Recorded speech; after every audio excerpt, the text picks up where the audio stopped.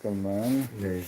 오늘 아주 우리 그 행복 자비선언에 귀한 분들을 두 분을 모셨는데 갑자기 이렇게 귀한 분들을 제가 인연돼서 정말 오늘 아주 제가 아주 감동의 속으로 감동의 눈물을 흘렸어요. 또 아침에 전화를 받았는데 성함이 아까 이덕형, 형, 예. 이덕형이란 분은 또 만나고 또 같은 지역에 살더라고요. 그래서 참 제가 요즘도 느끼지만은 우리나라 사람들 참 천재가 많다. 천재가 많아. 시키지 않았는데도 어떻게들 그냥 그렇게들 머리를 잘 써가지고 엄청난 분야에 자기 세계를 갖고 계신데 먼저 김헌균이라고 했나요? 허균 씨라고 소개해야 되나요? 네, 김허균으로 해도 네, 되고 허균, 네. 헌균으로 해도 괜찮습니다. 훈민저금에 네. 대해서 완전히 통달을 하셨어요. 제가 볼 때는. 그래서 오늘 그 잠깐 맛만 좀 보려고 하고 그다음에 우리 이덕형님은 예. 저는 또 훈민정음과 영어? 영어와 산스크리트. 영어와 산스크리트. 예. 그걸 뭐 영어 그 연관성이라든지 또 그 부분과 이제 우리나라 말의 유사성이라든가 예. 뭐 이런 부분에 또 예. 아주 대가. 여기는 대가 아니면은 이게 모이지 못해요.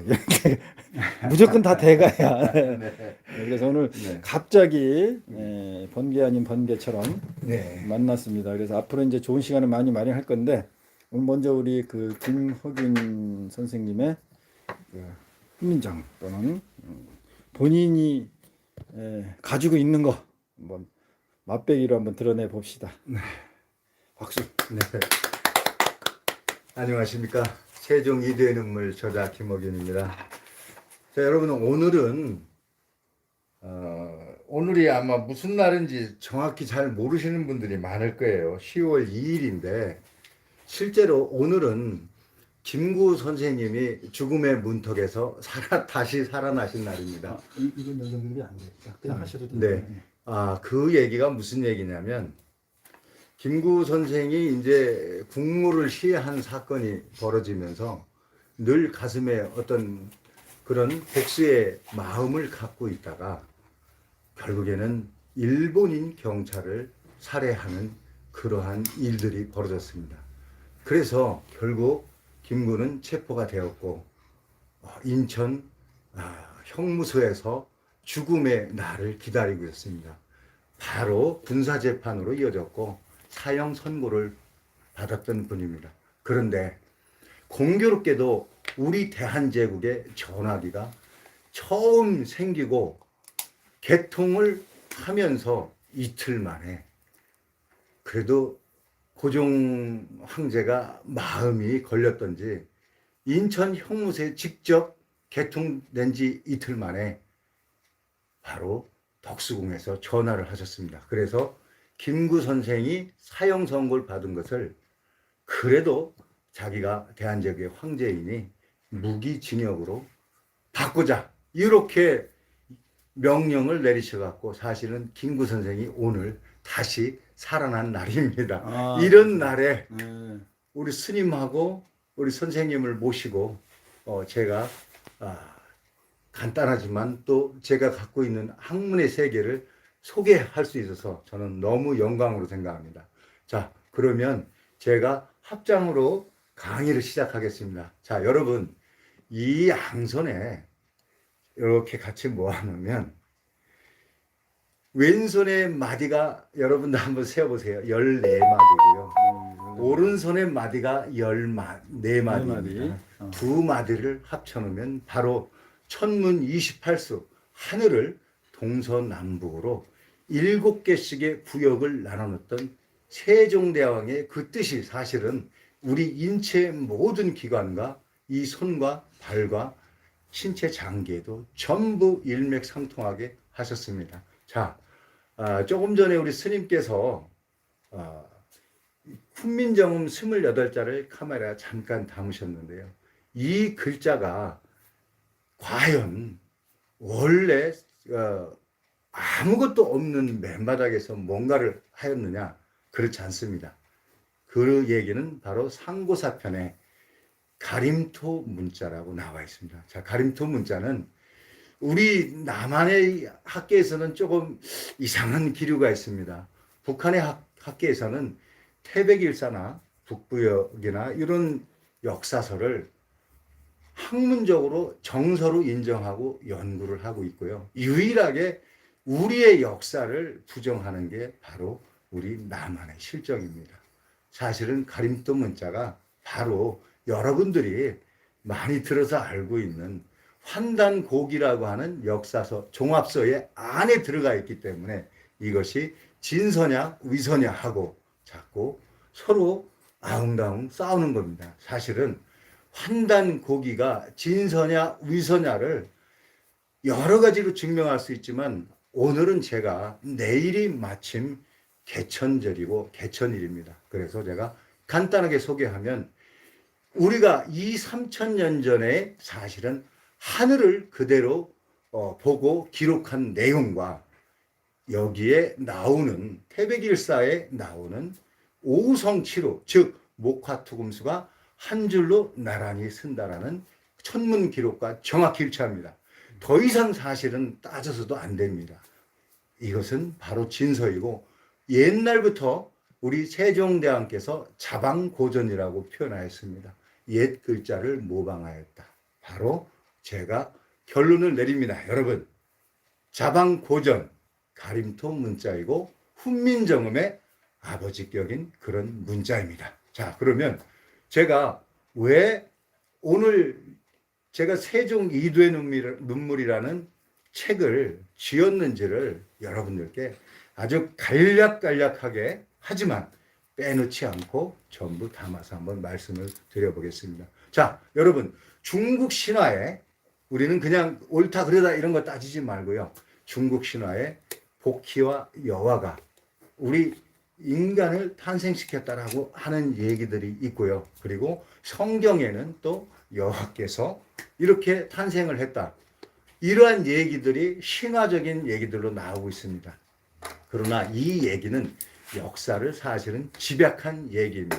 그래서 오늘은 제가 훈민정음과 복희 할아버지 여호와 할머니가 어떻게 관계가 되는지 그거를 간단하게 소개하는 시간으로 하겠습니다. 특히 우리 스님이 계시고 그리고 또 우리 영어를 연구하신 선생님이 계시기 때문에 이 얘기를 하고 다른 얘기들을 하면 훨씬 더 그 얘기가 집중이 되고 또는 그 얘기로 인해서 그 결과가 확산이 된다라고 제가 자신을 하기 때문에 간단하게 소개를 하고 넘어가도록 하겠습니다. 자, 그러면 본론으로 들어가서 제가 복희 할아버지와 여와 할머니가 어떻게 우리에게 이런 글자를 주셨는지를 소개해 드리도록 하겠습니다. 자, 우리 모든 종교에서 가장 근본이 되는 기호는 원과 방과 각입니다. 자, 이게 무슨 얘기냐? 즉, 하늘과 땅과 사람입니다. 즉, 모든 인류는 이거로부터 시작되지 않습니까? 자, 그러면 요 천지인인데 요 도형 자체가 여러분들 보시면 언뜻 뭐가 생각나십니까? 바로 훈민정음과 가림토 문자입니다. 이렇게 하늘을 의미하는 요거는 CR이라고 합니다. 요거는 바로 우리 세종대왕께서 모음의 기준으로 삼으셨던 바로 우리가 그냥 학자들이 하죠. 아래야 뭐 이래 하죠. 네, 그거를 하늘아라고 해도 되고 그거는 정확히 나름입니다. 후대들이. 그렇지만 가장 존중하는 문자로 붙인다면 하늘아자라고 하는 것이 좋지 않을까 싶습니다. 바로 이것이 모음의 모든 글자의 기본이고 또 요 방은 우리가 익히 알고 있는 자음의 기본자입니다. 바로 하늘이 지상으로 내려주는 기운과 지상에서 땅과 사람이 하늘로 올려주는 기운이 이 글자에 다 숨어 있고요. 그리고 요 글자는 실제로 우리가 1933년도 이후에 한글 맞춤법에서 사라졌다고 그렇게 표현도 하시지만 사실은 요 글자는 임난 이후에는 많이 보이지 않기 때문에 사라진 건 아닙니다. 왜? 네 글자가 훈민정음에 28자에서 네 글자가 사라졌다고 하는데 사실은 사라지지 않았어요. 계속 쓰여 있는데 우리가 정규 교과서라고 하는 데에서만 쓰지 않았을 뿐이지 발음으로도 살아있고 생활에도 그대로 살아있습니다. 자, 요 기호가 바로 우리가 시읒 할 때의 스 하는 여린 발음입니다. 바로 모든 종교의 근원과 인간 생활사의 모든 것이 집약된 것이 바로 요거를 원, 방, 각 요렇게 얘기하는 겁니다. 자, 요 얘기를 제가 요것이 바로 우리 가림도 문자의 기본이고 훈민정음의 기본이라고 했습니다. 자, 그런데 이 원방각을 제일 먼저 내놓으신 분이 바로 복희 할아버지. 사실은 복희 할아버지도 용마에서 지고 나온 기후를 보셨기 때문에 복희 할아버지가 최초는 아니라고 봅니다. 그 전에 누군가는 해놓으셨던 거죠. 그러면 누가 해놓냐? 우리 선대 할아버지들께서 쓰셨던 기호라고 보셔도 맞습니다. 자, 이렇게 해서 제가 간단하게 원리만 소개를 했고요. 여기 있어요, 그지? 네.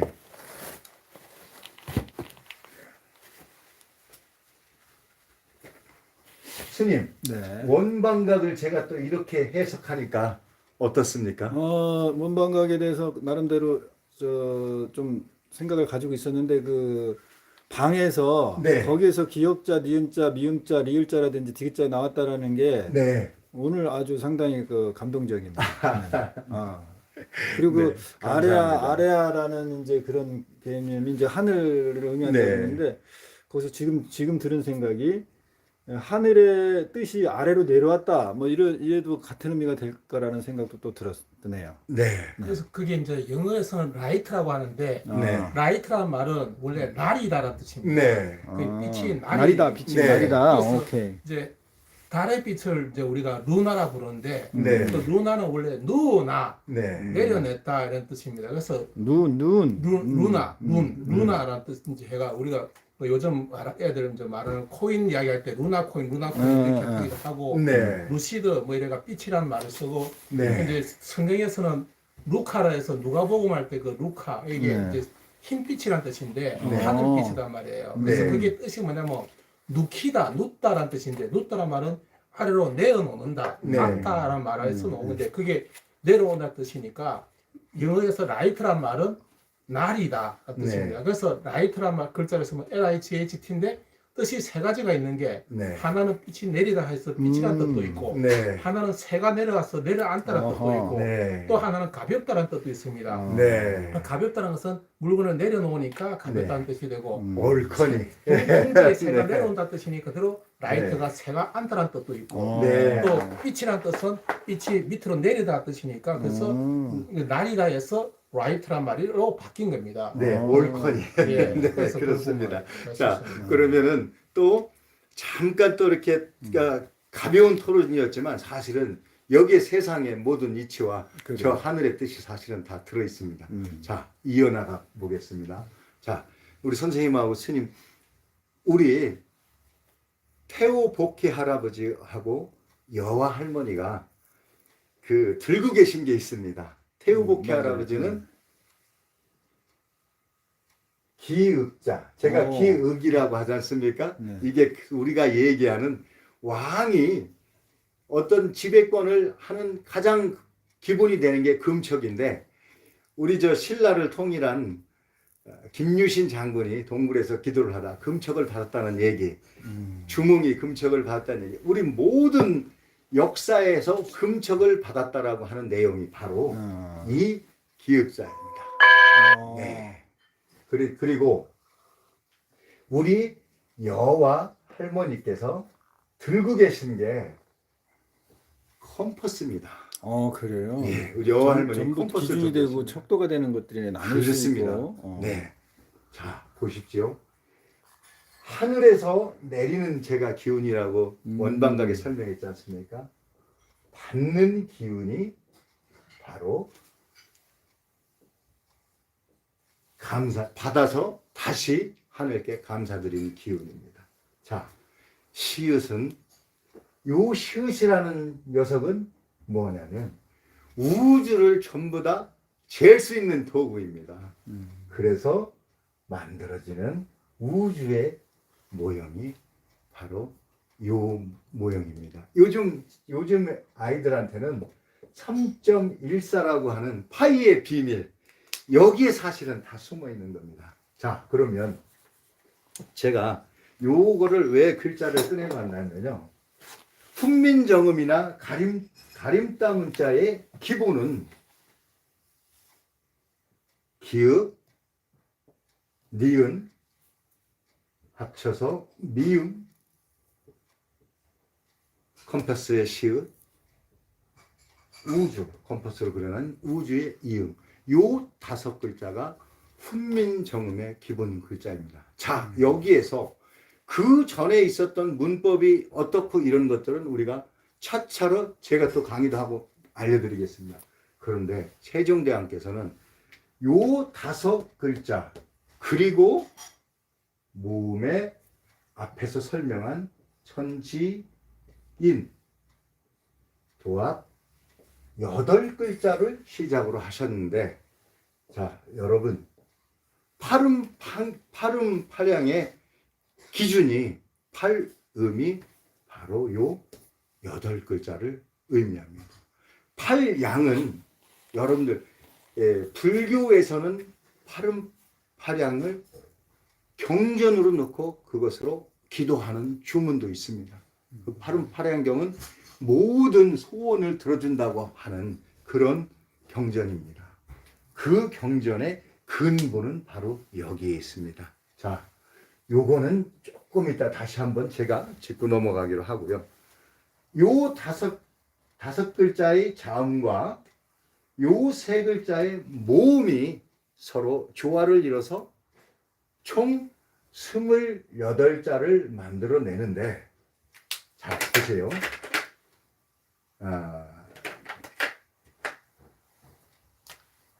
높은 소리나 아니면 소리를 별도로 표기하실 때 세종께서 기가 막힌 발상을 하셨죠.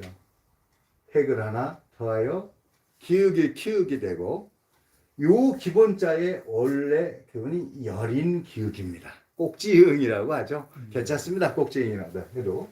그리고 여기에서 한 획을 더하면 디귿이 되고, 그 다음에 한 획을 더하면 티읕이 됩니다. 미음에서 한 획을 더하면 비읍이 되고, 비읍에서 한 획을 더하면 피읍이 됩니다.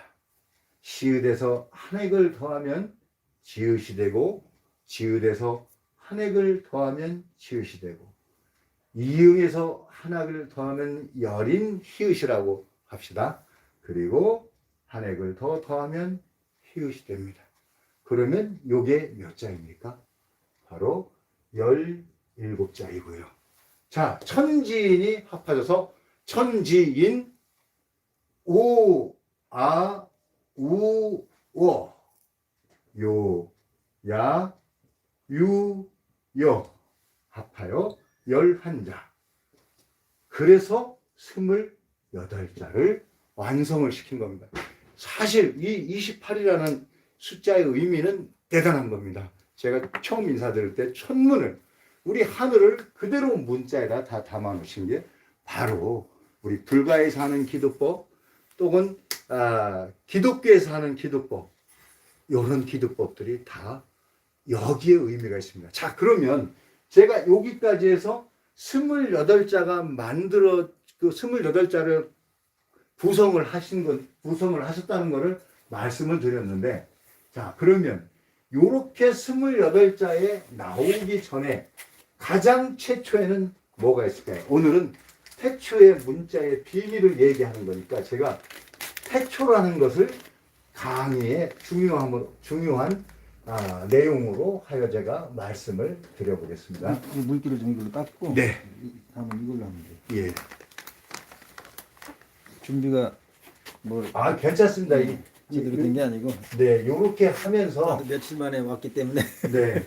이제 여기서 이제 우리 선생님하고 스님하고 이제 또 사유하는 시간을 제가 화두를 꺼내놓고 한번 가져보도록 하겠습니다.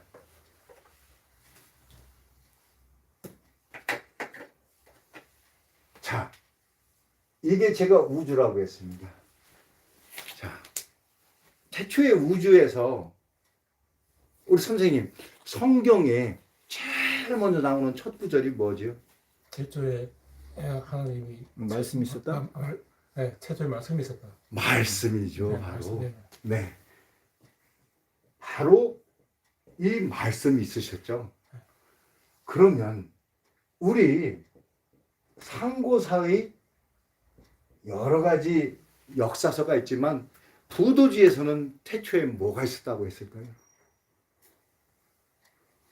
우리 스님, 혹시 부처님께서 이 세상을 말씀하실 때 능엄경에 태초에 뭐가 있다라고 말씀하셨는지 혹시? 기억이 안 나네. 네. 부도지에서 우리 할아버지들도 태초에 말씀이 있다고 했고요. 불교 경전에서도 태초에 말씀이 있다고 하셨어요. 우리가 쓰는 말이죠. 모든 언어의 기준은 바로 이 말입니다. 그러면 말이 있어서 이제 문자가 되는 과정인데 그 태초의 문자가 그러면 이 말씀을 어떻게 했느냐? 우리 지금 우매한 인간들로서 완벽하게 밝혀내지는 못하지만 다행히 문자화로 되어 있던 암석화가 됐든 혹은 우리 종이를 통해서 혹은 비단을 통해서 문서화된 내용을 들여다보면 정확히는 모르겠지만 이렇게 되었구나라고 알게 됩니다. 자, 그러면 이 태초의 말씀은 이 안에 들어있는데요. 이거를 우리 할아버지들은 이걸 무극이라 했습니다.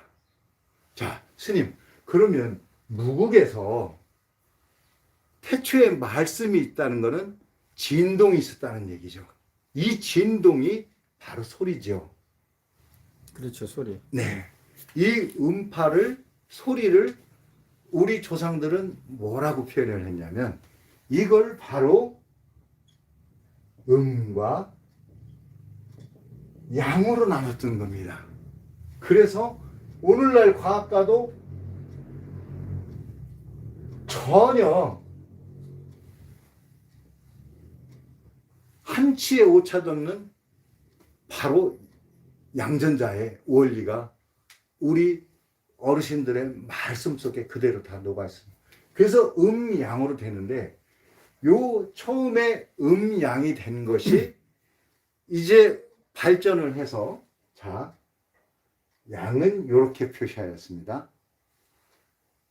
음은 이렇게 표시하였습니다.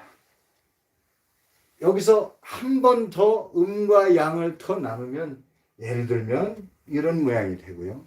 예를 들면 음이 세 개를 합치면 이런 모양이 되고 양을 세 개를 합치면 이런 모양이 되는 이런 것들이 나옵니다. 자, 요게 우리가 흔히 얘기하는 팔괘라고 하는 겁니다. 팔괘. 네. 자, 팔괘는 결국 나중에 그 기운이 합쳐지고 흩어지고 하는 것을 64개로 나누었습니다. 그래서 8개 괘가 8번 반복하여 64개가 됐고요. 그러면 그냥 64개가 됐구나라고만 생각하시고 제가 진행을 해보겠습니다. 좀 전에 말씀드렸을 때 음의 소리의 기본이 문자의 기본이 기응, 니은, 미음, 시읒, 이응, 천지인 8자로 됐지 않습니까? 바로 활의 비밀이 여기에 숨어 있는 겁니다. 자, 그러면 이제 왜 기본 글자가 8자로 이루어졌는지는 이해도 되셨고 형태도 이해가 되셨죠. 네네.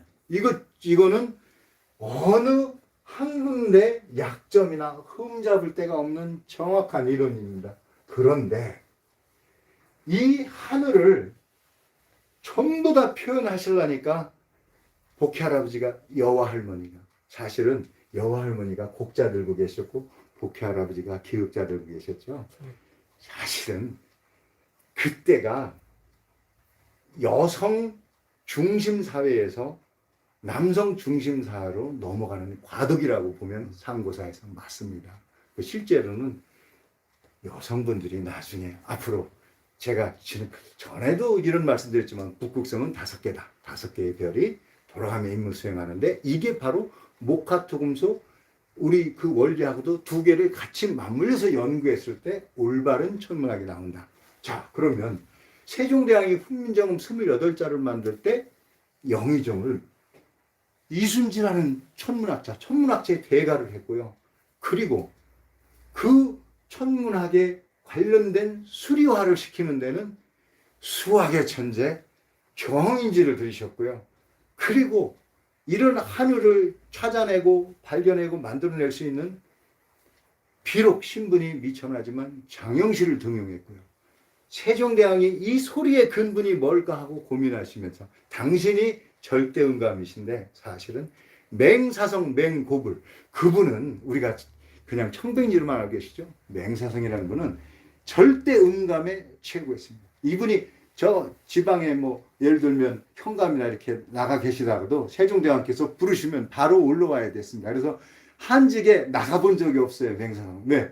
세종대왕이 신하들이 그 천거를 해서 보내놓으시면 세종대왕이 당장 필요하신 겁니다. 그러니까 맹사성 들어오라 하시오. 그래서 이 음악 소리에 대해서는 맹사성이 정말 역할을 했습니다. 그런데 거기에 또 빼놓으면 안 되는 분이 있습니다. 바로 우리 역사에 5,000년 이상의 페이지를 장식했고 저는 불교를 5,000년이나 안 보고 저는 10,000년이라고 보는 사람입니다.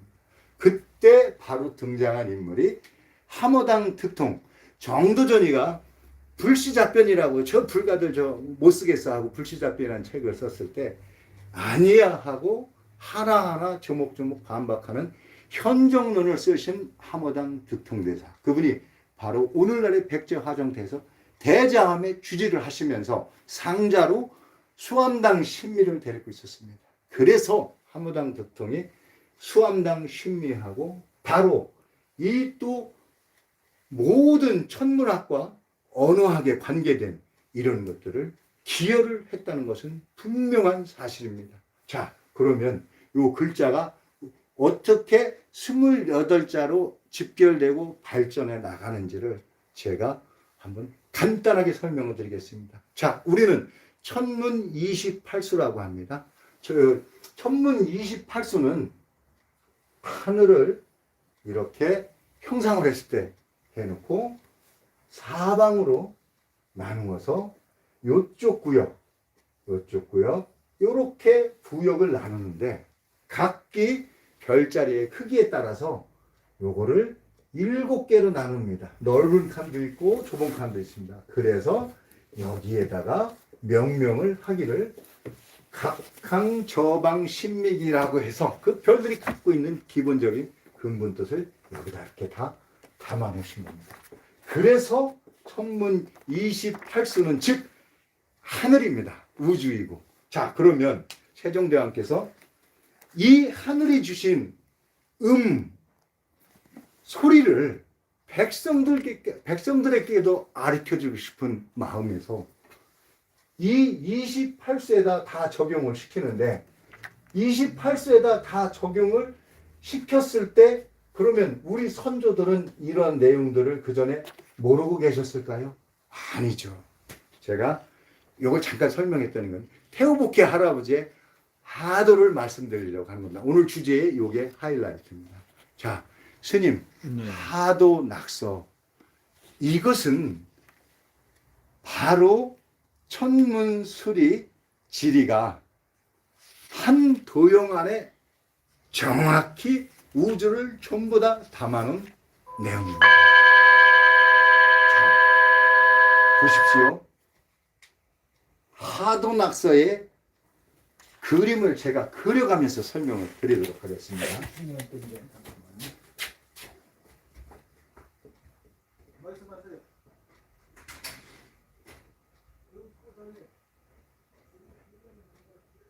자, 우주를 표현해 놓은 게 선생님 하도라는 그림이 요렇게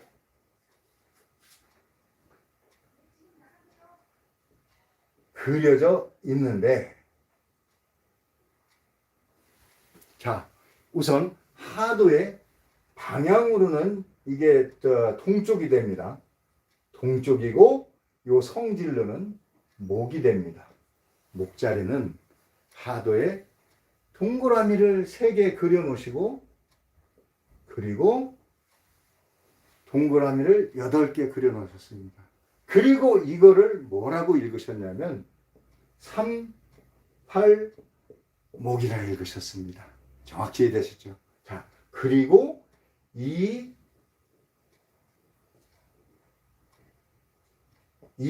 7, 여기가 방향으로는 남쪽이고 바로 성질로는 불의 기운입니다. 자, 그러면 여러분들 제가 얘기하시는 게 선생님도 금방 이해해요. 목화 토, 금, 수. 이 원리가 하도에 그대로 들어가 있는 거예요. 그러면 금은 뭡니까? 금은 사구금이라 했습니다. 그러면 4개와 9개의 동그라미가 들어가야 맞겠죠. 그래서 여기는 사구금입니다. 여기는 숫자리는 16수인데 가장 중요한 내용이 여기에 들어있습니다. 훈민정음 원본에 어떤 글자를 만들어 놓으시고 그 글자에 대해 설명하실 때 바로 이 동그라미 하나를 표현하신데 이것을 오라 표현하셨습니다. 왜 그랬을까요? 자, 거기에 설명도 다 해놓습니다. 근데 우매한 사람들이 그걸 이해를 못했거든요. 자, 요거를 요렇게 하면 훈민정음 원본에 들어있는 초출자 점 하나를 찍어서 오가 됩니다. 오자리는 하늘의 소리고 설명을 다 해놓으셨습니다. 훈민정음 원본에 그대로 하늘의 소리고 방향은 북쪽이고 성질은 물의 기운을 갖고 있다. 물의 기운이죠. 이래서 초출자를 4개를 천지인 세자에서 11자로 만들어 내시는데 여기다 점 하나 붙이십시오. 아가 됐죠?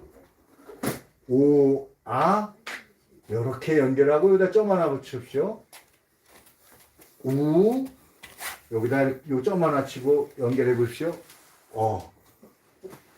훈민정음 원본에 어떻게 해서 5는 숫자로 하늘의 숫자는 1이라 해놓고 요것은 방향으로는 저 북의 기운, 물의 기운을 갖고 있다라 이런 얘기를 왜 해놓으셨을까? 이거를 전혀 알지 못합니다. 그런데 하도 하늘을 별자리를 탁 펼쳐놓고 보면 그게 무슨 얘기냐?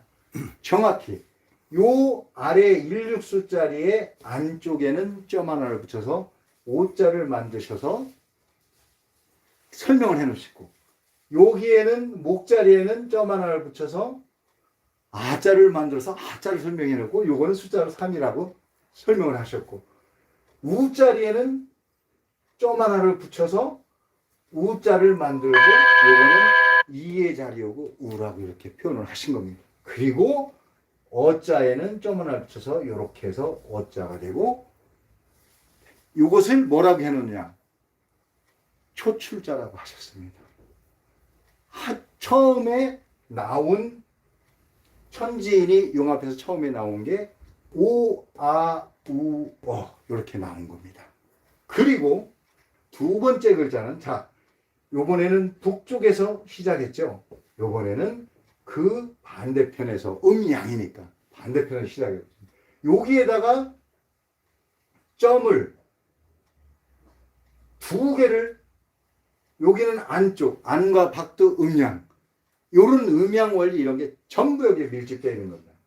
바깥쪽에 제출자라고 표현하셨습니다. 점을 두 개 붙여서 요걸 이렇게 연결하면 여기에 점을 바깥쪽에 두 개를 붙이시면 야 여기 일육수의 6에다가 점을 두 개 바깥쪽에 요렇게 연결하면 요야 유 여가 되겠죠. 요거 이제 정확히 요거 저 스님하고 선생님 정확히 이해되셨죠. 그래서 천지인 오, 아, 우, 어, 요, 야, 유, 여. 근데 요렇게 해서 사성칠음 음성학에도 다 맞추실 때 이런 요 하도라는 이 기호가 하도라는 이 기호를 기준으로 하고 이 하도는 자체가 뭐냐 1육수 1월달과 6월달 매년 1월달과 6월달에는 북쪽에서 수성이 해질무렵에 관찰이 된다는 뜻입니다. 여기에 천문 단어가 있습니다. 그리고 38목 목성이 해질무렵 동쪽에서 3월 8월 달에 목성이 잘 관측이 된다. 이 7화 화성이 2월달과 7월달 해질무렵에 잘 보인다. 그래서 거기서 또 한 발짝 더 발전을 시키면 1일 날 보이고 6일 날 보였다가 사라진다. 3일 날 처음 보이고 8일 날 보였다가 사라진다. 2일 날 처음 보이고 7일 날 보였다가 사라진다. 그리고 4일 날 보였다가 9일 날 사라진다. 이 뜻입니다. 천문입니다. 실제로 그런가요? 예, 이거를 제가 천문학자한테 전부 다 확인을 신기하네. 네, 한 겁니다. 그래서 제가 처음 이 방송을 하기 전에 천안에 홍대용 과학관이라는 데를 가서 천문학자하고 오성치료에 대해서 얘기를 하고 해서 그 사람들이 그 나사의 이클립스라는 프로그램하고 또 제가 또 봤던 프로그램들 여러 가지를 비교해 보니까 정확히 오성치료도 일치했고 이런 것도 다 일치했던 겁니다. 와, 선생님 천문학자도 아닌데 그걸 어떻게 저도 제가 스스로 알지는 못했지요. 바로 요 하도와 낙서가 뭔가라고 하는 종교 논문 그리고 경전에서 찾아냈는데 경전에는 그게 능엄경에 나와 있습니다. 아, 능언계 나. 예, 너무 재밌는 얘기들이 그렇게 나와 있는 겁니다. 시원하네. 자, 그래서 천지인이 가운데 토성은 중토지 않습니까? 그러면 토성은 가운데서 우리가 하늘을 쳐다보면 관측자 입장에서 가운데쯤에 위치해서 보인다는 의미입니다. 오늘날 망원경이 발달했지 않습니까? 이걸 보니까 정확히 일치함을 또 알게 된 겁니다. 이거는 제가 아는 게 아니고 그분들이 말씀하신 걸 제가 이해하고 알아듣게 되었던 것입니다. 그래서 모음 11자는 이렇게 만들어졌는데 자 그럼 요거를 가장 기본적인 가장 간단한 도형으로 그린다면은 음양 제가 설명드렸죠. 팔음 팔양 요게 또 경전에도 그대로 경전에 나와 있다는 거 말씀드렸죠. 자, 양을 태초에 소리가 있어 플러스 마이너스 됐고 요게 그 음양이 됐습니다. 그래서 요거를 전부 다 이제 이렇게 만들어놓은 이 도형이 하늘을 그대로 도한 것이 하도라고까지 제가 설명을 드렸습니다. 자, 그러면 이 하도가 여기에 기역자를 넣으신 겁니다. 이거 제가 기역하죠. 기역 엉터리입니다. 세종대왕께서는 초성, 종성, 부용이라고 분명히 이 원본에다가 해놓으셨거든요. 그러면 이렇게 하고 이렇게 해야지. 이렇게 하면 안 되죠. 이 잘못된 거죠. 그래서 이건 누가 잘못했느냐? 훈문자인을 쓰신 최세진 선생이 잘못했고, 역관이니까 아이들 한자 가르치는데 교재를 쓰다 보니까 이런 거에 학문적인 걸 신경을 안 썼는데, 우리 바보 같은 신숙주 선생님이 그렇게 똑똑한데 어째 11대 후손 신말조는 신증유학을 쓰면서 이걸 갖다 그대로 갖다 쓰다 보니까 오늘날에 이 장명을 하는 사람들이 이것도 그대로 써갖고 엉터리 한글을 다 지은 거를 인사동에 제가 한 10년은 다니면서 바로 잡아주느라고 이거 안 된다. 근데 저 금화역토에서 금자리하고 화자리 바뀐 거 이것도 안 된다. 이것도 제가 10년을 열심히 해서 지금은 어지간한 장명인들은 이제 목화토 금세로 원리를 합니다. 자, 바로 이게 가장 단순화시켰을 때 바로 목, 화, 토, 금,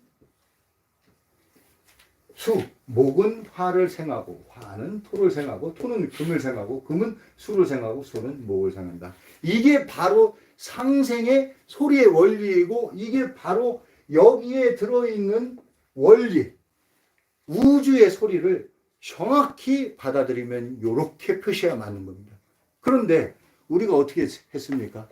일본 조선 총독부 산하에 조선어학회에서 어떻게 만들었습니까? 표준을 한글답시고 이거를 깨트려 놓은 겁니다. 자, 어떻게 깨트렸냐면 가나다라 마바사 자차카타파 아야오요. 이게 뭡니까? 히라카나 가타카나입니다. 저는 항상 히라카나 가타카나 책도 들고 다닙니다.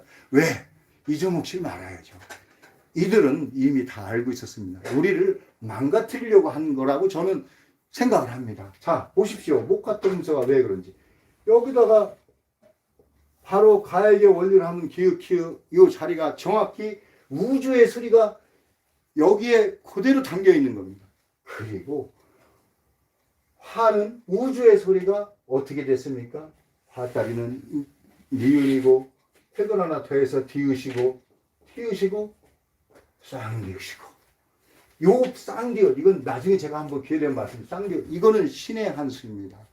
요렇게 병서로 쓰는 거 혹은 요런 글자를 옛 글자에서 보셔서 요런 글자는 신의 한 수입니다. 바로 이게 우리 선생님한테 제가 배워야 될 영어의 프랑스어의 독일어의 발음이 여기에 숨어 있는 겁니다. 예, 그러면 좀 이따 한번 제가 선생님 말씀을 들어보겠습니다. 자, 토자리는 어떻게 됐습니까? 제가 원, 방, 각 정확히 읽어야죠. 자, 요 토자리에는 미음자입니다. 미음, 획을 하나 더하여 비읍이 되고 획을 하나 더하여 피읍이 되고 여기에서는 비읍자를 두 개를 겹쳐서 병서로 쓰셨습니다. 자, 그리고 마지막으로 숫자리에 이응, 여린 히읗, 히읗.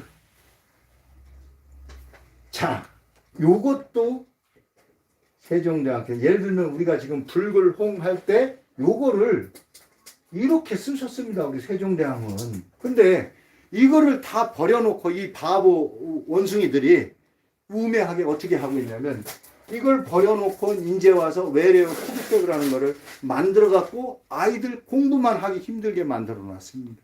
이게 바로 오늘날의 현실입니다. 그러면 자, 하늘 천문을 그대로 목, 화, 토, 금, 수에 그대로 글자가 배열이 다 됐다는 거 정확히 인지하시죠.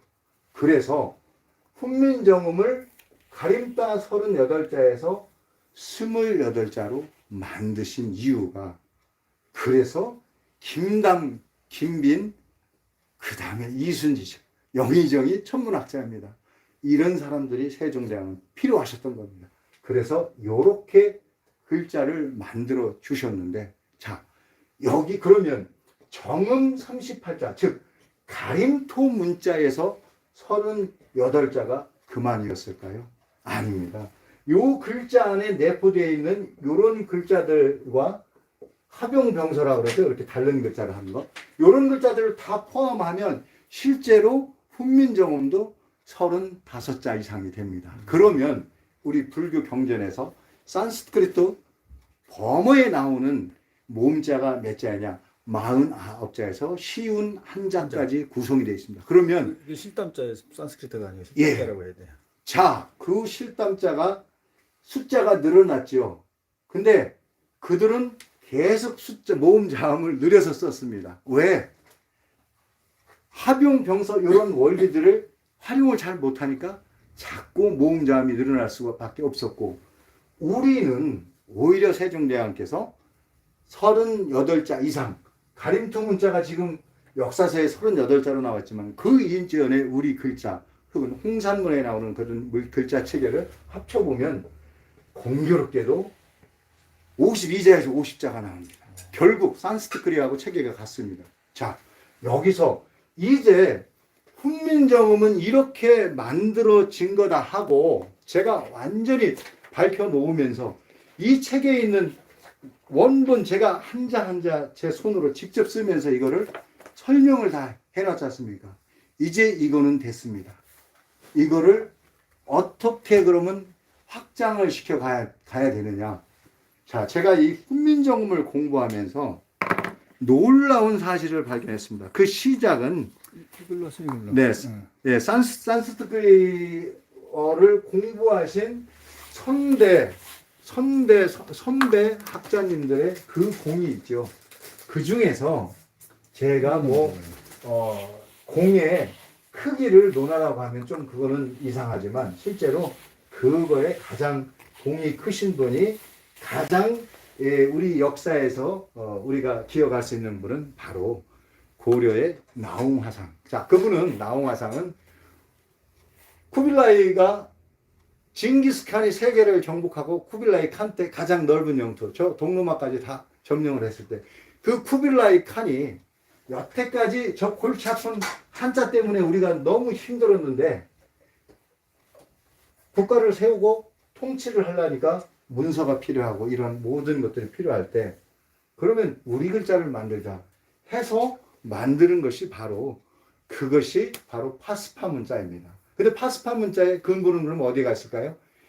그 글자의 구성을 쭉 찾아가 보면 나중에 제가 자세하게 설명드리겠습니다. 찾아가 보면 티벳 문자하고 파스파 문자는 제가 비교를 다 해놨습니다. 도표를 그려서 한두 자만 차이가 있고 100% 같습니다. 결국 파스파는 티벳 문자인데 파스파가 바로 학승 승려의 이름입니다. 그 티벳 문자는 그러면 또 어느 글자하고 같느냐? 바로 제가 오늘 훈민정음하고 범어, 영어 이런 것들을 연관시켜서 말씀드리는 바로 실담어에서 티베더가 생깁니다. 티베더하고 실담하고 비교하면 50자 중에서 겨우 한두 자만 상이한 점이 있지 정확히 일치합니다. 그런데 우리 세종대왕은 그런 문자들을 쭉 정리해놓고 화면에 한에다 딱 집어넣었을 때 특이하게도 병서, 합용병서 이런 글자들을 만드시고 천지인으로 하면서 모음자음 하는데 이거를 합쳤을 때 하는 것이 세상의 모든 글자를 소리를 표현하지 못하는 게 대단하게 만들어 놓은 겁니다. 그 만들어 놓으신 원리가 바로 태초에 소리가 있었지 않습니까? 바로 세종대왕이 하늘의 소리를 그대로 우리 말과 문자에다가 담으신 겁니다. 자, 여기서 이제 너무 이제 감탄을 너무 또 하지 말고 잠깐만 여기서 이제 그러면 자, 우리 문자의 기원을 오늘날의 학자들이 수메르라고 하는 데를 가장 근간으로 삼아서 지금 이거밖에 안 남았습니다. 그런데 이 수메르에 보면은 자기의 그 통치했던 왕을 찬양하는 본인 스스로가 본인 아버지를 찬양하고 본인을 찬양하는 이런 내용들로 되어 있죠. 근데 요 수메르라는 것이 과연 그러면 어디서 왔느냐? 자, 산스크리트 혹은 요거는 연대별로 차이가 있습니다. 연대별로 예를 들면 6세기냐 몇 세기냐. 그리고 이거를 그냥 합쳐서 그러면 한자로 경전에 범어라고 했으니까 범어라고 합시다. 요거를 영국의 윌리엄 경이 인도에 통합을 해서 그 총독 역할을 하고 다스릴 때 바로 이 글자에 대해서 신비함을 발견하는 거예요. 본인들이 쓰고 있는 말과 너무 닮아 있는 것들이 많은 겁니다. 그래서 연구해서 자, 우리가 아직도 우리 세상이 그렇습니다. 우리 선생님이 서울대학교 수학과 나오셨어요. 수학 4개. 선생님 앞에서 합치면 안 되거든요. 자, 보세요. 우리나라 사람들은 아직도 그게 있습니다. 자, 이 범어를 살펴보니까 이 범어의 기본 뜻이 그냥 우리가 현재를 살아가는 때 그리스, 로마라는 사람들이 쓰는 언어와 문자하고 일치한다는 걸 깨달으신 거예요. 선생님도 동의하시죠? 똑같아요. 네. 이것이 바로 프랑스, 독일어로 발전했고, 이 프랑스, 독일어가 이제 제가 기억에 나셔요. 섹션.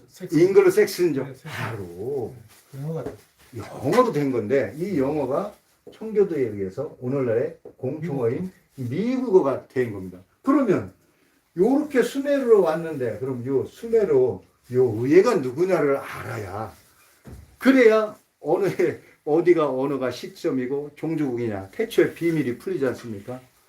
바로 요 스메르의 전신 문화와 말이 놀랍게도 우리말입니다. 수메르 말, 산스크리트, 그리스, 로마 요걸로 요 오늘날의 미국어를 해석해내려면 장벽이 계속 생깁니다. 그러한데 우리말, 특히 우리말 고조선 이상 때 썼던 우리말이 여기로 가면 바로 정확히 바로 똑같습니다. 그- 그래서 오늘 제가 우리 이덕형 선생님 훈민 영어를 하시는 분인데 애석하게도 저는 훈민 정음을 하고 훈민 영어를 하시는데 구독자들이나 이 보시는 분들이 많아야 200명, 300명. 저가 구독자가 이제 1,500명을 이제 넘었는데 우리 선생님도 아직 저 밑에서 지금 아주 열심히 고군분투 하고 계십니다. 그런데 이거를 그러면 어떻게 이거를 세상에 알리고 하느냐? 오늘은 우리 태연 스님의 자리고 우리 태연 스님의 부처님의 자리지 않습니까? 여러분의 우리 문화에는 우리 불교 역사를 저는 만년으로 본다고 했지 않습니까? 불교 역사가 4,000년, 불교 역사가 4,600년이 아니고 만년입니다. 근데 제가 요거를 마무리로 하면서 하려고 하는 겁니다. 바로 요 문자를 윌리엄 경이 서울대보다 더 어떻게 보면 그 계단이 높은 영국의 옥스퍼드 대학에서 이 사람의 갖고 온 자료를 가지고 사전 만났어요. 제자들이 무려 100년 동안 연구했습니다. 그래서 만들어 놓은 게 오늘날의 바로 산스크리트 잉글리시 딕셔너리입니다. 그걸 세상에 알린 분은 사실 저의 은사님 강상원 박사입니다.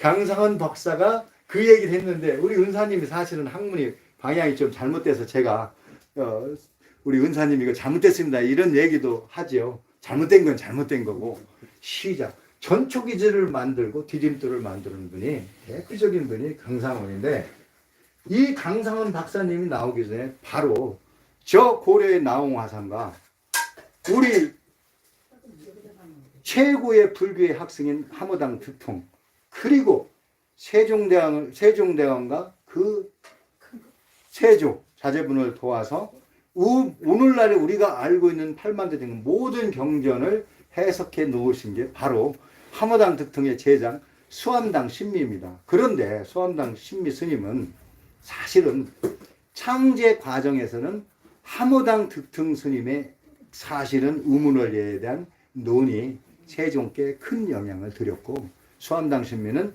제작을 한 다음에 1446년 훈민정음 반포하기 전에 수암당 신미를 불렀습니다.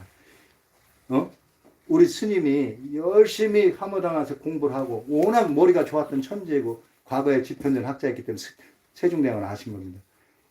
마지막으로 정리할 때 이게 반발을 없애기 위해서 당시에는 이 우매한 사람들이 사실은 불교나 음양오행론이나 모든 게 다 같은 거다라는 걸 몰랐기 때문에 불자들의 반박, 유자들의 반박 이런 거. 근데 당시는 불자에서 유자로 넘어가던 시기였기 때문에 유자들의 반박을 하기 위해서 수학의 천재인 정인지와 집현전 학자들을 데려다가 마지막에 정리를 시킨 겁니다. 그러니까 이 안에 속뜻은 천문학해갖고 당신이 하고 싶은 얘기를 다 해놓고 마지막에 다 참여를 시킨 겁니다. 그게 바로 1443년에 내가 이렇게 했다 하고 자방고전이라는 말씀하시고 채말리의 그 상소를 일깨워주고 이렇게 하면서 마지막 46년대 3년의 숙려 기간을 거쳐서 내놓으신 게 바로 훈민정음, 정음, 하늘의 소리, 율려를 정확히 백성들까지 가르쳐 준 게 바로 훈민정음입니다. 세계 어느 나라, 어느 역사에서 백성들한테 자기의 소리와 문자를 가르쳐 준 왕이 있습니까? 없습니다. 왜? 그 기득권들이 백성들을 부려먹고 노예로 일을 시키기 위해는 이 문자라는 것이 사실 중요하고 경전이라는 게 중요했습니다. 근데 그걸 모든 백성들한테 공개하시고 하늘의 소리를 직접 듣게 해주신 분이 바로 세종대왕이라는 제가 생각에, 그래서 제가 우스갯소리로 저는 제가 동학의 공부를 하고 있는데 그 동학에 사실은 가장 백성의 뜻을 많이 알았던 사람은 전봉준, 최시영, 예를 들면 수은 선생 이름보다는 그 전에는 세종대왕이라고 할 수 있습니다. 자, 그러면 이제 마무리를 하시죠. 예, 마무리를 하겠습니다. 예, 마무리하는데 오늘 또 스님이 또 깜짝 놀라시지 않을까 걱정됩니다. 많이 놀래켜 해주세요.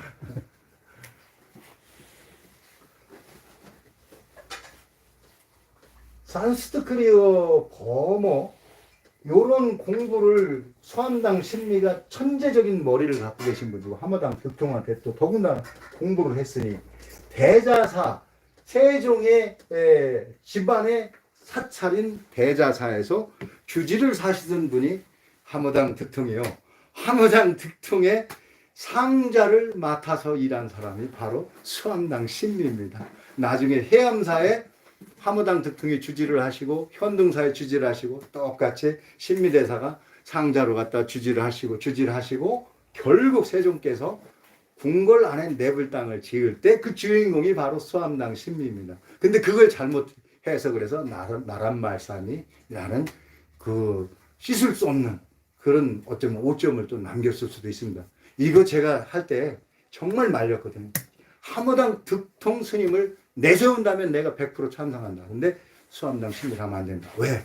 수운이라는 수암당 신미대사의 동생분이 집현전 학자인데 당신이 수운집이라고 제자들하고 당신 가기 전에 정리해 놓은 내용을 정리해 놨는데 거기에 1446년도에 수암당 신미를 세종과 침견시켰다라는 얘기가 나옵니다.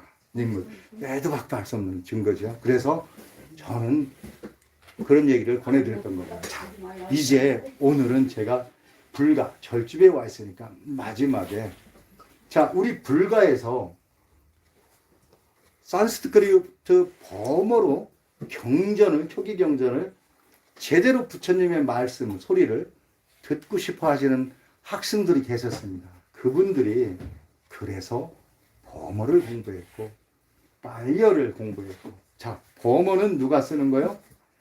바로 그 나라의 지배층 귀족들이 쓰던 것이 범어였고 빨려는 하층민 고생 아주 맨날 이용당하는 그 하층민들이 쓰던 용어가 빨려였습니다. 그렇다면 부처님께서 근본적으로는 지배층들을 위한 경전을 만드셨을까요? 아니죠. 힘들고 배고픈 하층민들을 위해서 말씀을 많이 하셨죠. 그래서 사리자여 이렇게 하고 경을 당신의 생각을 말씀하실 때는 다 기준이 저 아래에 힘들고 어려운 사람들을 기준으로 하셨던 겁니다. 그래서 빨리어 경전을 배우시면 범어 경전과 빨리어 경전을 같이 배우시면 정확하게 불경을 이해할 수가 있는 겁니다. 자, 그런데 지배계층의 범어가 됐든 하층계층의 범어가 됐든 공통점이 하나 있습니다. 바로 훈민정음의 기본인 목화, 토금수와 경전의 모든 것들이 정확히 일치한다는 겁니다. 자, 이것을 제가 고민을 많이 하다가 결정적으로 결론을 내린 게 제주도 고관사라는 사찰이 있습니다. 거기에 아마 돈이 많았던 분인 모양이에요. 자기 남편의 문을 비는 복장 유물을 불사를 하면서 넣었는데 거기에 수함당 신미대사께서, 그분은 당시로 때리면 아마 이거 한두 장 적어주실 때 오늘날 좀 빌딩 한 채 값은 받으셨을 거예요. 수함당 신미가 뭐라고 적어 놓으셨냐면 이렇게 적어 놓으셨습니다.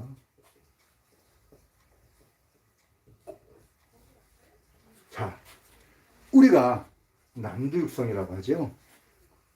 여기는 생명이 태어나는 순간, 아 하고 태어나는 순간, 불교에게 아 하고 동일한 건데, 우리 선생님은 남녀가 규합하는 소리에 감탄사를 아라고 설명하고 조금 민망했지만 같은 의미가 있습니다. 강상원 박사님은 남녀 규합하는 거라고 해서 이렇게 말씀을 하셨거든요.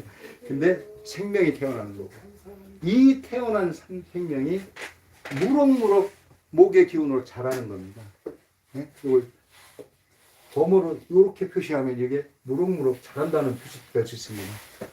자, 이쪽은 화, 무럭무럭 자라고 공부도 하고 성장을 하고 해서 완성을 한 다음에는 바로 이게 환입니다. 빛나다입니다. 부처님의 최초의 부처님은 연등 부처님입니다. 우리 할아버지의 할아버지는 한인이라 했습니다. 자, 연등과 가장 실천을 많이 하신 분, 연등 부처님이 지나가는 그 진흙탕길에 자기 머리를 풀어헤쳐서 밟고 지나가게 하시는 호명보살, 이 공통점이 뭡니까? 바로 빛입니다. 한 공통점이 빛입니다. 배달구, 조선 전부 공통점이 빛이라는 의미입니다. 우리는 뭐냐? 태양의 자손이라고 생각을 해야 됩니다. 이게 바로 빛입니다. 나중에 우리 이제 이덕형 선생님이 빛에 대해서, 또 야외에 대해서, 여화가 뭐냐, 또 부처님의 그 조남들 이런 거 비교해서 하시면 더 이해를 쉽게 하실 겁니다. 바로 빛이셨습니다. 빛. 그래서 이 화신을 비로 차이나 마이로 차이나 바로 빛의 부처님이 되시는 겁니다.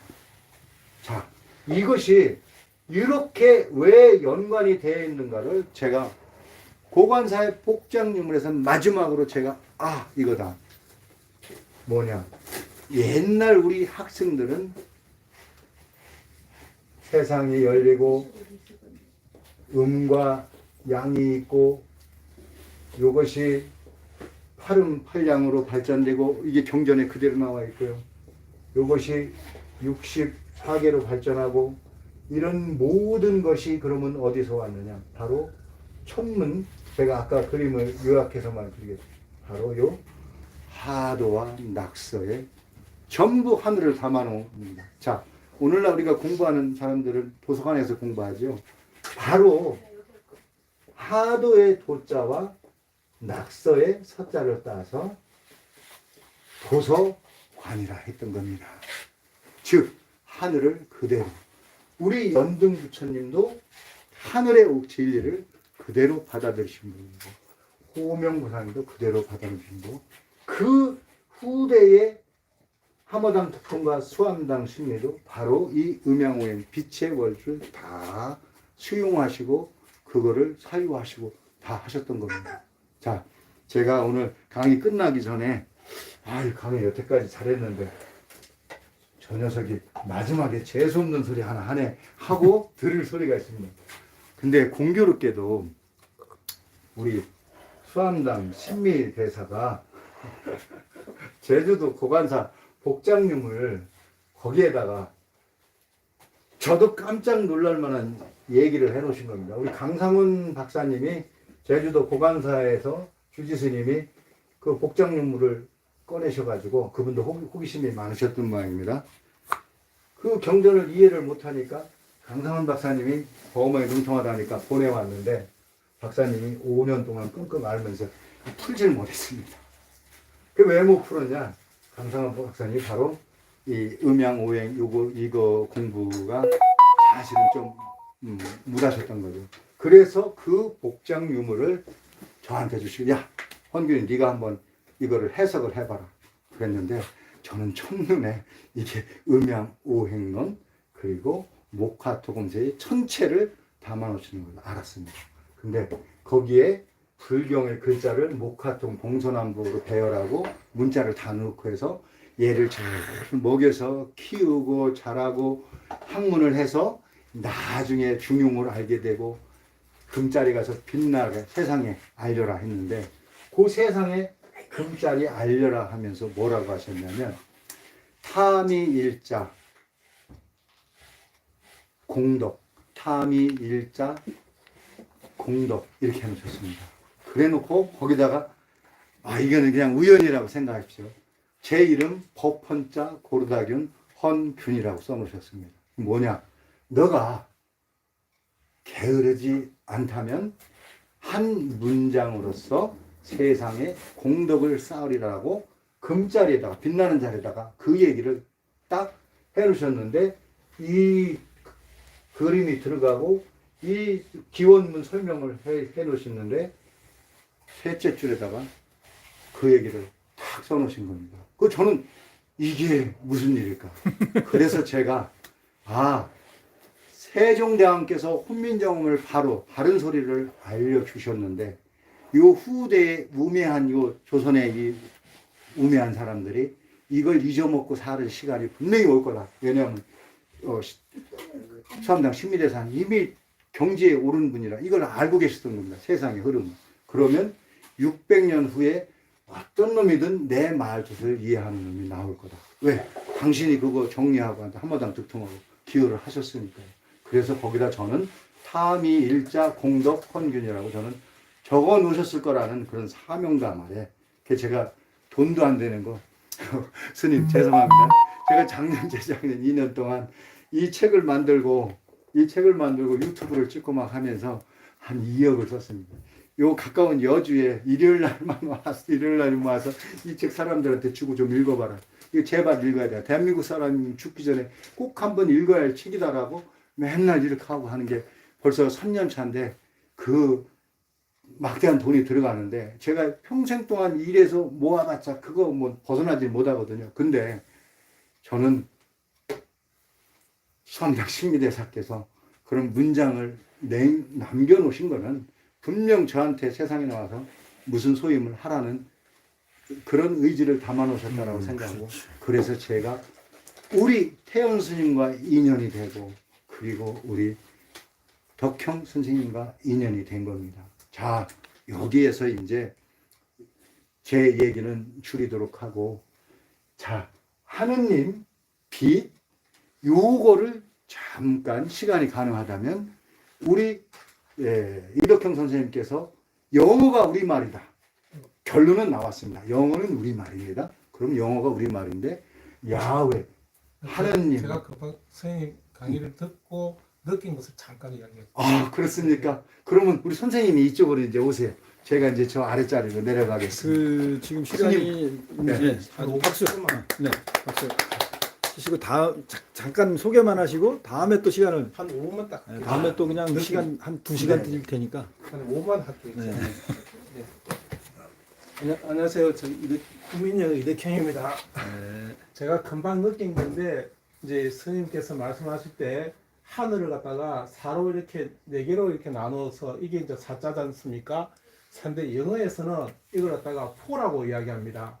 근데 이 포를 갖다 풀지 못하는데 이 포는 우리말에 파입니다. 파다 이런 뜻입니다. 음. 그리고 이걸 갖다가 영어에서는 쿼터라고 부릅니다.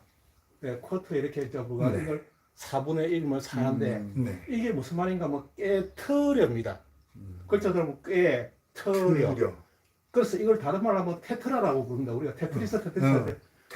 테트려입니다 이게. 그래요. 글자 그 무슨 말인가 하면 하늘을 갖다가 4개로 이렇게 깨트렸다 뜻입니다. 그렇죠. 네, 그래서 1이란 말도 우리가 완이라 그러는데 이게 뜻이 뭐냐면 한자로 쓰면 완이고 이제 완성하다 완성이고 원래 우리말에는 은입니다. 은 우리말에 은은 뭐냐면 비로소 완성하다 이런 뜻입니다. 그러니까 우리가 숫자로 보면 수학적으로 보면 여기가 1이 아니고 여기는 0입니다. 여기가 1입니다. 그러니까 이게 그렇지. 드디어 이렇게 탁 완성했을 때를 1이라 부릅니다. 그러니까 완성하다 뜻이고 완벽하다 뜻이고 그래서 은이라고 부릅니다. 그렇죠. 예. 그리고 이제 두 개가 될 때는 이제 두니까 투 이래 되고 3은 예, 우리가 3이란 말은 뭐냐면 삼다라 뜻입니다. 그래서 영어에서도 틀이란 말은 들인다 뜻입니다. 들이다. 내가 사이로 삼다 이렇게 하지 않습니까? 그 들인다 사이로 들인다가 틀이가 되는 겁니다. 이게. 그런데 아까 이제 보면 이 사방을 갖다가 천지를 4개로 나눈 다음에 그 다음에 다시 이걸 나누면 8이 되지 않습니까? 8개가 되고 아까 8이 아주 중요한 숫자인데 그것이 이제 그 불교에서 나타난 것이 다보탑입니다. 다보탑은 맨 밑에가 사각으로 되어 있습니다. 사각에서 시작해서 그렇죠. 네. 위로 올라가면 팔각이 나옵니다.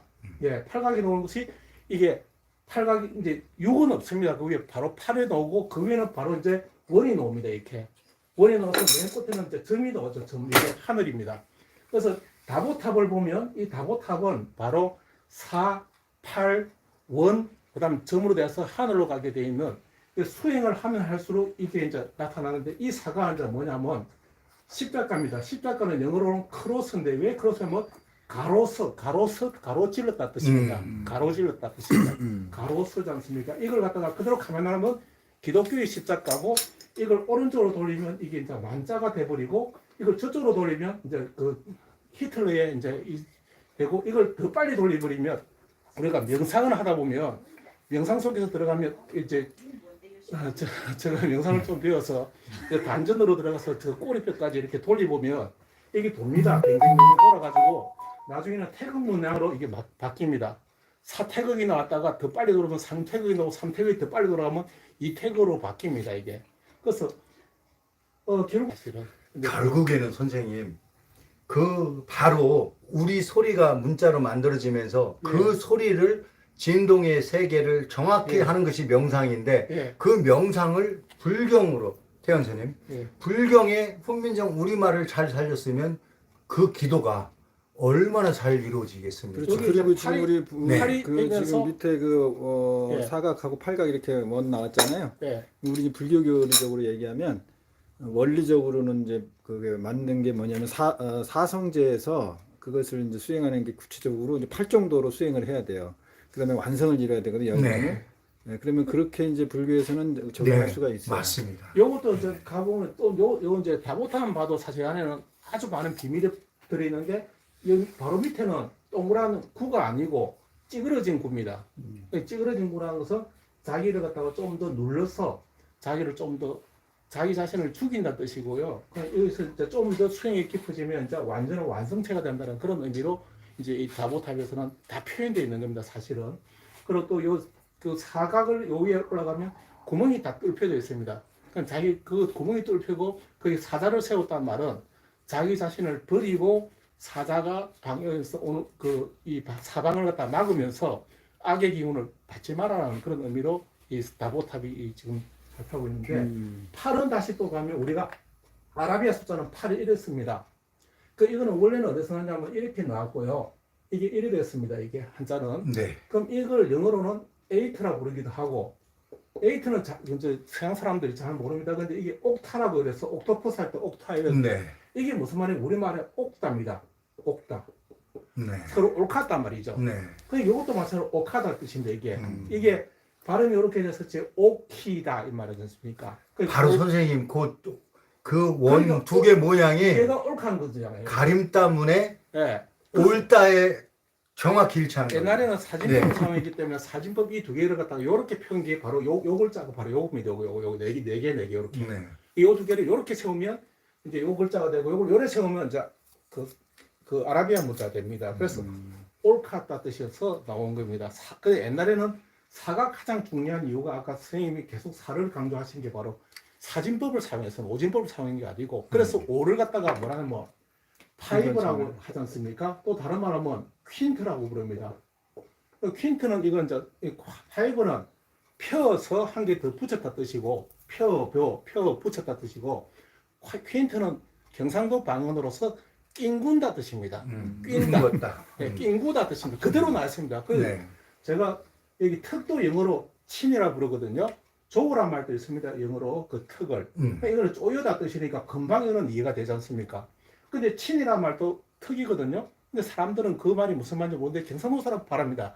찡갔다 뜻입니다. 네, 찐 같다. 네, 찡갔다 이라거든요. 우리는 찡깃다, 찡갔다, 낑갔다 이렇게 하거든요. 근데 찐자고 바로 찌있다 이라거든요. 엄마가 사람들은 많은 도서 가면 너 오늘 많이 찡기나 이렇게 하잖아요. 그 찐자랍니다. 그게. 그 이 말이 그대로 남아 있는 게 우리의 말 사투리인데 사투리는 알다시피 크사트리아의 준말입니다. 크자는 발음이 하기도 하고 안 하기도 하는데 크사트리아가 뭐냐면 귀족이란 뜻입니다. 귀족의 말을 그대로 갖고 있는 게 사투리하고 사투리입니다.